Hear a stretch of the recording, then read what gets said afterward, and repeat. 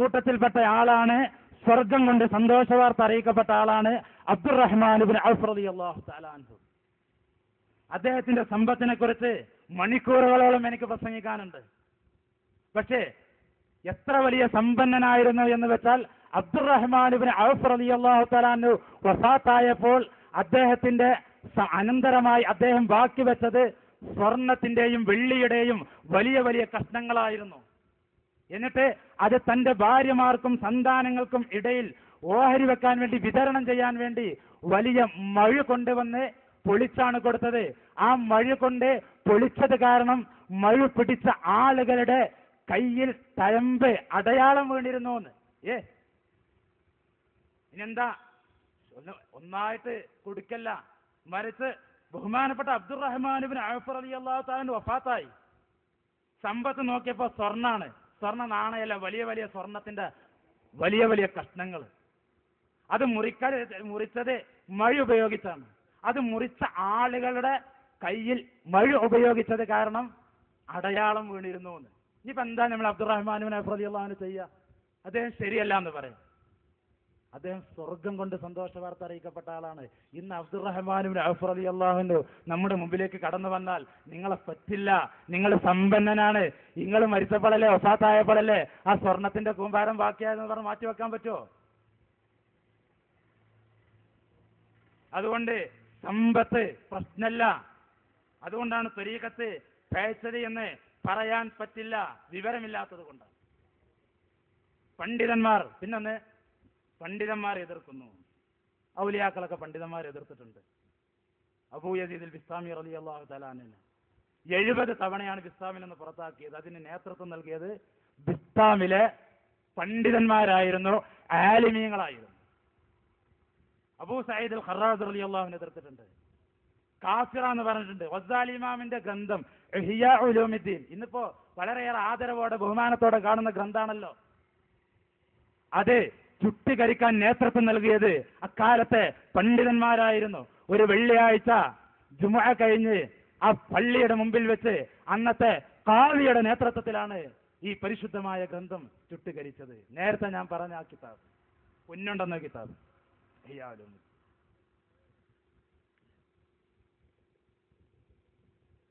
Muhiyuddin Sheikh റളിയല്ലാഹു അൻഹുവിനെതിരെ വിമർശനം ഉണ്ടായിട്ടുണ്ട്, പണ്ഡിതന്മാർ എതിർത്തിട്ടുണ്ട്. പിന്നെ മറ്റൊന്ന്, ശൈഖ് പണ്ഡിതന്മാരെ വിമർശിക്കുന്നു.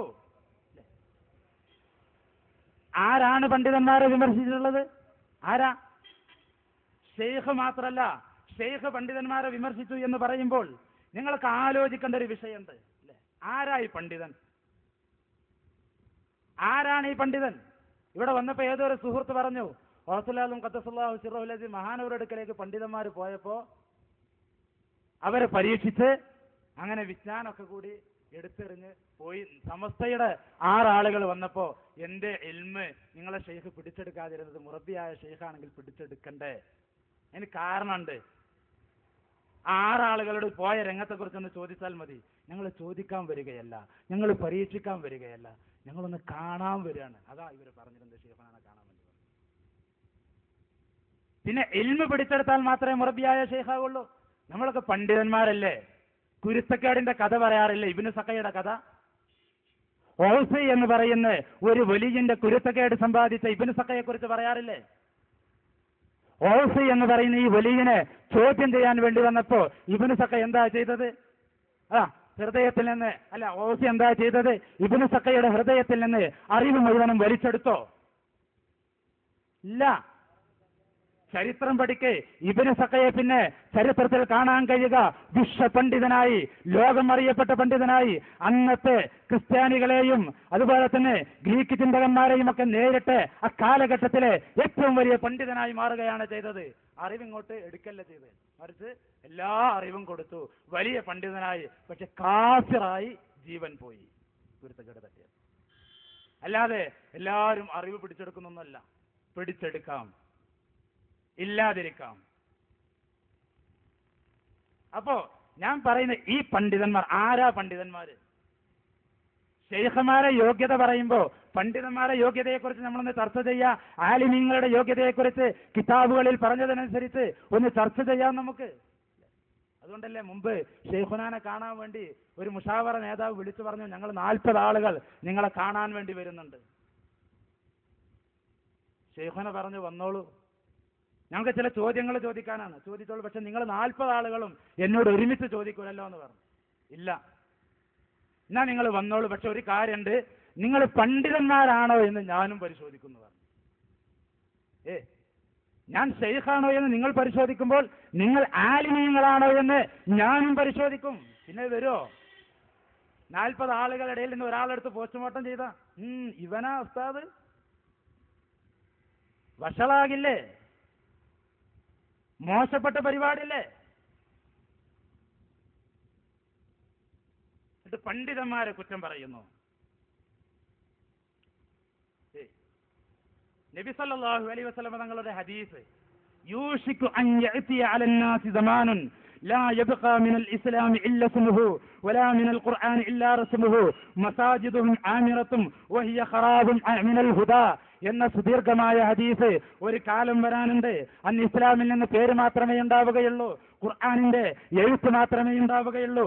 അവരുടെ പള്ളികൾ വലിയ വലിയ ബിൽഡിങ്ങുകളായിരിക്കും, പക്ഷേ അവിടെ സന്മാർഗം ലഭിക്കുകയില്ല എന്ന് പറഞ്ഞ് അവസാനം നബി തങ്ങൾ പറയുന്നു, ഉലമാഉഹും, ബഹുമാനപ്പെട്ട ശൈഖുനെയോ അവിടുത്തെ ഖലീഫമാരോ ജീലാനി സ്റ്റഡി സെന്ററിന്റെ ആളുകളോ പണ്ഡിതന്മാരെ വിമർശിക്കുന്നുണ്ട് എന്ന ആരോപണവുമായി വന്ന് ഈ തരീഖത്ത് പിഴച്ചതാണ് എന്ന് പറയുമ്പോൾ റസൂലുള്ളാഹിന്റെ ഈ ഹദീസ് നിങ്ങളുടെ നെഞ്ചോട് നിങ്ങൾ ചേർത്ത് വെക്കുക.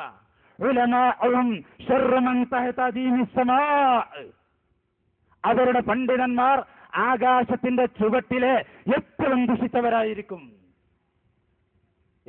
അവരുടെ പണ്ഡിതന്മാർ, അവർക്കിടയിലെ കള്ളുകുടിയന്മാർ എന്നല്ല പറഞ്ഞത്, അവർക്കിടയിലെ വ്യഭിചാരികൾ എന്നല്ല പറഞ്ഞത്, അവർക്കിടയിലെ കൊള്ളക്കാർ എന്നല്ല പറഞ്ഞത്, അവർക്കിടയിലെ മോഷ്ടാക്കൾ എന്നല്ല പറഞ്ഞത്, അവർക്കിടയിലെ പലിശക്കാർ എന്നല്ല പറഞ്ഞത്, അവർക്കിടയിലെ നായ എന്നല്ല പറഞ്ഞത്, പന്നി എന്നല്ല പറഞ്ഞത്, അവർക്കിടയിലെ പണ്ഡിതന്മാർ. ഉലമാഉഹും ശർറു മൻ തഹത ദീനിസ് സമാ, ആകാശത്തിന്റെ ചുവട്ടിലെ ഏറ്റവും ദുഷിച്ച ആളുകളായിരിക്കും. എന്താ അങ്ങനെ പറയാണ്ടായ കാരണം? അത്ര എന്റെ ശൈഖ് പറഞ്ഞിട്ടില്ലല്ലോ. എന്നാ പറയണം. ഈ ദുഷിച്ച പണ്ഡിതന്മാരെ വിമർശിക്കുമ്പോഴാ ശൈഖാകാൻ യോഗ്യത നേടുന്നത്. പറയണ്ടേ? കാരണം എന്താ? ഞാൻ നേരത്തെ പറഞ്ഞ അള്ളാന്റെ വലിയന്റെ പേരിൽ പച്ചക്കളവ് പറയുക. വേറൊന്നെന്റെ കയ്യിലുണ്ട്, സമയം അതിക്രമിച്ചതുകൊണ്ട് ഞാൻ പറയുന്നില്ല. പച്ചയായി കിതാബിൽ നിന്ന് ഇബാറത്ത് മോഷ്ടിച്ച് സാധാരണക്കാരെ വഞ്ചിച്ച് സാക്ഷാൽ കാന്തപുരത്തിന്റെ പുസ്തകം, ഔലിയാക്കളെ കളവ് പറയാം. എന്നിട്ട് ഞങ്ങൾ ഇങ്ങനെ നോക്കിയിട്ട്, ആരാ? വലിയ ഉസ്താദാണ്, മൂമിനാണ്, നല്ല മനുഷ്യനാണ്. നിങ്ങൾ ഇങ്ങനെ ഔലിയാക്കളെ എതിർക്കുക, ജീവിച്ചിരിക്കുന്ന ഔലിയാക്കളെ എതിർക്കുക, വഫാത്തായ ഔലിയാക്കളെ എതിർക്കുക. ഞങ്ങൾ ഇങ്ങനെ നന്നായി പറയാൻ ഇൻഷാ അല്ലാഹ് ജീലാനി സ്റ്റഡി സെന്ററിന് കിട്ടില്ല, അതിന് വേറെ ആളെ നോക്കിക്കൊള്ളുണ്ട്, ഞങ്ങളെ കിട്ടില്ല. ഈ വിമർശനം തുടരുക തന്നെ ചെയ്യും, യാതൊരു സംശയം അവിഷയത്തിൽ വേണ്ട. കാരണം എന്താ? അള്ളാന്റെ റസൂലല്ല ഉലമാഉഹും ശർറു മൻ തഹത ദീനിസ് സമാ എന്ന് പറഞ്ഞത്. അതുകൊണ്ട് എന്റെ പ്രിയപ്പെട്ട സഹോദരന്മാരെ, ത്വരീഖത്ത് വേണം. ഇതൊക്കെ പറയുമ്പോൾ പിന്നെ ഒരു ഹദീസേറ്റ് വരും, മാ യുരീബുക ഇലാ മാ ലാ യുരീബുക. എന്നാലും പണ്ഡിതന്മാരെ എതിർത്തതല്ലേ നമ്മളാണ്ട് അടുക്കേണ്ടത് ഒക്കെ പറഞ്ഞ അവസാനം പറയും, എന്നാലും മാ യുരീബുക, സംശയമുള്ളത് ഒഴിവാക്കുക, മാലാ യുരീബുക, എന്നിട്ട് സംശയമില്ലാത്തടത്തേക്ക് പോവുക. ഇത് സംശയമുള്ളതല്ല ഹബീബന്മാർ, ഉറപ്പാണ്. ഈമാനോടുകൂടി മരിക്കാൻ കഴിയുന്ന ഉറപ്പിച്ച് ത്വരീഖത്തിന്റെ ശൈഖുമാരല്ലാതെ ആരാ പറഞ്ഞിട്ടുള്ളത്? കാന്തപുരം എ പി അബൂബക്കർ മുസ്ലിയാർക്ക് പറയാൻ കഴിയോ എന്റെ വിഭാഗത്തിൽ നിന്നാൽ ഈമാനോടുകൂടി മരിക്കാന്ന്? ചെറുശ്ശേരി സൈനുദ്ദീൻ മുസ്ലിയാർക്ക് പറയാൻ കഴിയോ? ദക്ഷിണയുടെ നേതാക്കൾക്ക് പറയാൻ കഴിയോ? സംശയമുള്ളത് ഒഴിവാക്കാന്ന് പറഞ്ഞാൽ നിങ്ങൾ SSF പ്രവർത്തിക്കണ്ട, നിങ്ങൾ AP വിഭാഗത്തിൽ പ്രവർത്തിക്കേണ്ട. കാരണം എന്താ? EK വിഭാഗം അവരെ കുറിച്ച് പറയുകയാണ്, അവർ ഉസ്താദുമാരുടെ കുരുത്തക്കെട്ട് വാങ്ങിയ ആളുകളാണ്, പേഴ്ച ടീമാണ്, അതുകൊണ്ട് പ്രവർത്തിക്കണം. അത് സംശയമാണ്. അല്ലാഹു തആല ഏതായാലും ആഖിറത്തിൽ ചെല്ലുമ്പോൾ നമ്മളോട് ചോദിക്കൂല ഇത് എന്തേ SSF പ്രവർത്തിക്കാതിരുന്നത് എന്ന്. പ്രവർത്തിച്ച് അഥവാ EK വിഭാഗം പറഞ്ഞത് ശരിയാണെങ്കിൽ അപകടമല്ലേ? അതുകൊണ്ട് അത് സംശയമാണ്, ഒഴിവായിക്കോളൂ. EK വിഭാഗത്തിൽ പ്രവർത്തിക്കേണ്ട. കാരണം AP വിഭാഗം പറയാണ് ഇവര് ദുഷിച്ച ആളുകളാണ്, മോശക്കാരാണ്, അവരെ പിന്നാലെ കൂടണ്ട. നമ്മളിനി അഥവാ ഇത് വിചാരിച്ച് EK വിഭാഗത്തിൽ പ്രവർത്തിച്ചില്ല, അള്ളാഹു നീ SKSF ആളായിട്ടില്ല, EK വിഭാഗത്തിൽ പ്രവർത്തിച്ചിട്ടില്ല, കടക്കട നരകത്തിലേക്ക് എന്ന് പറയോ? ഇല്ല. ഇതിനെ പിന്നെ സംശയമുള്ള ആ ടീമിൽ പോയി നിൽക്കുന്നത്. ഇനി ദക്ഷിണ കേരള ജമിയത്തിലെല്ലാം വേണോ? അവയെക്കുറിച്ച് AP വിഭാഗം പറയാണ് തബ്ലീഗിന്റെ ആശയം പ്രചരിപ്പിക്കുന്ന ആളുകളാണ്, ആ ടീമിൽ നമ്മൾ നിൽക്കണോ? സംശയമാണ്. ആഖിറത്തിൽ ചെല്ലുമ്പോൾ അല്ലാഹു തആല നീ എന്തേ ദക്ഷിണ കേരള ജമിയത്തുൽ ഉലമായിൽ പ്രവർത്തിക്കാതിരുന്നത്?